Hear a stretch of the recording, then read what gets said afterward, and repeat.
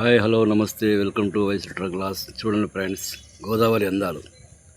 గోదావరి నది పోటెత్తినందువలన ఉగ్రరూపం దాల్చినందువలన ఇక్కడ ఉసుకకొచ్చిన లారీలన్నీ ఆగిపోయాయి. ఇక్కడ లారీలు అక్కడ ఆపేశారు. లోడింగ్ లేదు, లోపలికి వెళ్ళడానికి వీల్లేదు, రావడానికి వీల్లేదు. మొత్తం వరదలు వచ్చి రోడ్లను కట్ అయిపోయినాయి.